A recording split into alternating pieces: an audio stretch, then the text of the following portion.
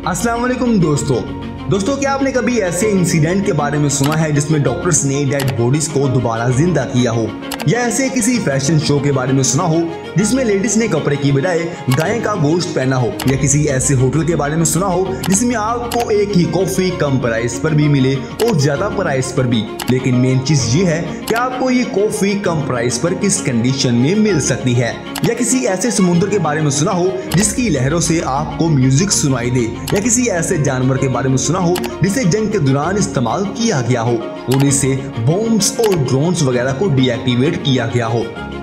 दोस्तों हमारे साथ जुड़े रहिए, हम आज की इस वीडियो में ऐसी ही चीजों के बारे में बात करने वाले हैं।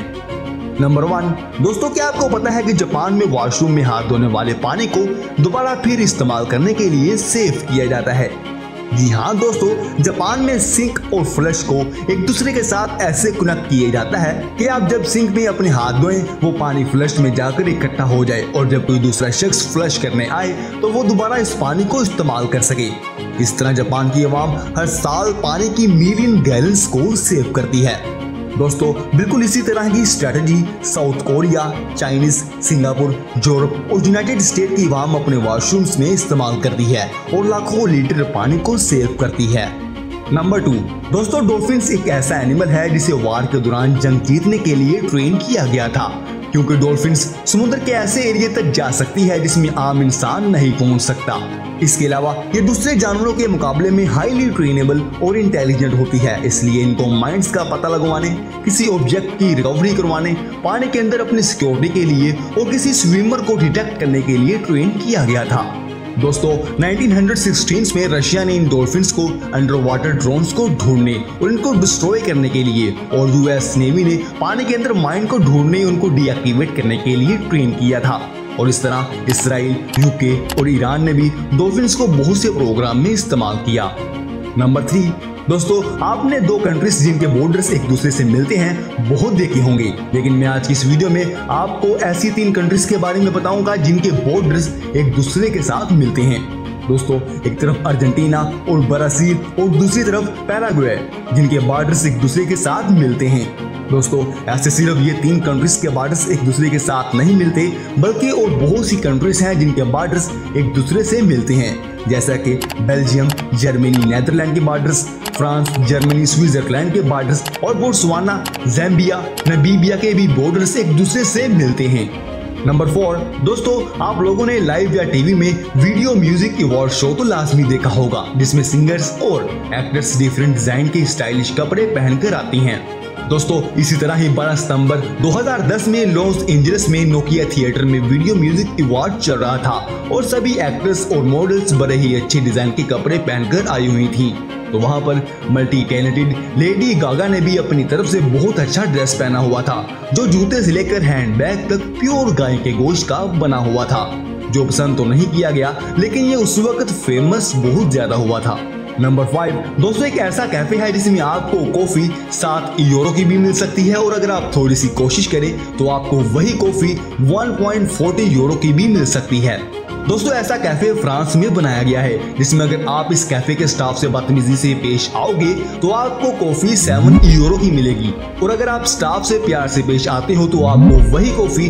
1.40 यूरो की मिलेगी। यानी अगर आपको कॉफी सस्ते में लेनी है तो आपको स्टाफ से प्यार से लाजमी बोलना पड़ेगा। दोस्तों ये स्ट्रैटेजी सिर्फ और सिर्फ इस कैफे ने अपने स्टाफ से प्यार से पेश आने के लिए अप्लाई की थी। दोस्तों जब फ्रांस में मौजूद कॉफी के ओनर ने जब ये अप्लाई किया तो उनके स्टाफ को अवाम की तरफ से बहुत ज्यादा रिस्पेक्ट मिली, जिसे देखकर और बहुत सी कंट्रीज में भी इस सिस्टम को अप्लाई किया गया।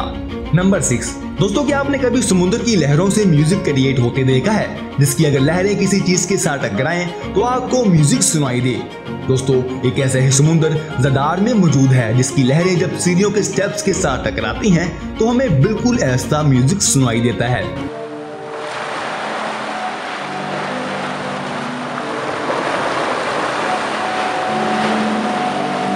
दोस्तों आपको बता दूं, ये कोई नेचुरली नहीं बल्कि इसे 2005 में एक आर्किटेक्ट निकोला बेसिक ने यहाँ पर मार्बल के 35 स्टेप्स बनवाए, जिसके अंदर ट्यूब्स और गूंजने वाले चैम्बर्स का इस्तेमाल किया गया, जिससे जब पानी की लहरें इन स्टेप्स के साथ टकराती हैं तो इनमें लगे हुए ट्यूब्स पर हल्का सा दबाव पड़ता है, जिससे इनके अंदर लगे हुए गूंजने वाले चैम्बर से ये ट्यूब वाइब्रेट होती है, जिससे हमें एक यूनिक और ब्यूटीफुल म्यूजिक सुनने को मिलता है।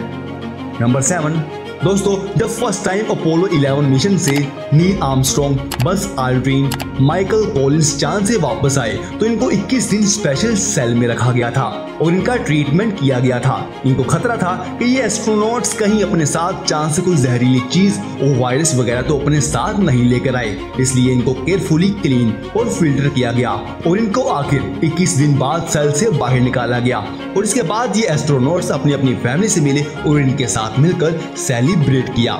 नंबर 8 दोस्तों, आपको पता है कि ऑक्टोपस का एक दिल नहीं होता बल्कि इसके 3 दिल होते हैं जो ऑक्टोपस की बॉडी में ब्लड को पंप करते हैं। इसके 2 दिल ऑक्टोपस के गिल्स में ब्लड को पंप करते हैं और एक दिल बॉडी के बाकी हिस्से में ब्लड को पंप करता है। दोस्तों अगर इसका कोई एक दिल काम करना छोड़ जाए तो क्या ये जिंदा रह पाएगा? जी हाँ दोस्तों, अगर इसके गिल में मौजूद ब्लड पंप करने वाले 2 दिलों में से एक दिल पंप करना छोड़ जाए तो दूसरा दिल ज्यादा कैपेसिटी से ब्लड को पंप करता है, जिससे ऑक्टोपस जिंदा रह सकता है। इसके अलावा अगर वो दिल जो बॉडी के बाकी हिस्से में ब्लड को पंप करता है वो काम करना छोड़ जाए तो ऑक्टोपस जिंदा तो रह सकता है, लेकिन इसके जिंदा रहने के बहुत ही कम चांस हैं। नंबर 9 दोस्तों, 1922 तक डायबिटीज की बीमारी का कोई इलाज नहीं था। पूरी दुनिया में लाखों लोग इस बीमारी से मर रहे थे। अगर इनमें से कोई बचता तो सिर्फ 100 में से एक पेशेंट, वरना सारे लोग इस बीमारी से मर रहे थे। दोस्तों 1922 में कनाडा के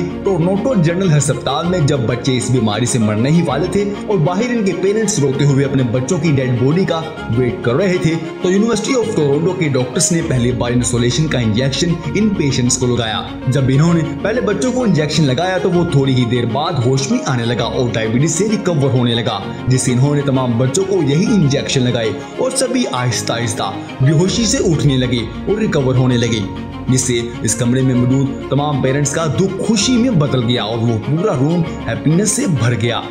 नंबर 10 दोस्तों, क्या आपको पता है कि एक बड़ा कार्गो शिप एक दिन में कितना फ्यूल इस्तेमाल कर सकता है? दोस्तों कार्गो शिप आम रूटीन में डेली तकरीबन 30,000 गैलन से लेकर 90,000 फ्यूल की गैलन्स को इस्तेमाल करता है, जो वाकई ही बहुत ज्यादा फ्यूल है, जिसे तंग आकर अब ऐसे शिप्स को डिजाइन किया जा रहा है जिससे इसमें फ्यूल कम इस्तेमाल हो या इससे अल्टरनेटिव किसी और चीज को इस्तेमाल किया जा सके या हवा के जरिए ऐसी एनर्जी क्रिएट हो जिससे कार्गो शिप को चलाया जा सके। दोस्तों कैसी लगी आपको ये हमारी वीडियो? कमेंट बॉक्स में लाजमी बताइएगा। तो मिलते हैं नेक्स्ट वीडियो में, तब तक के लिए ओके फिर।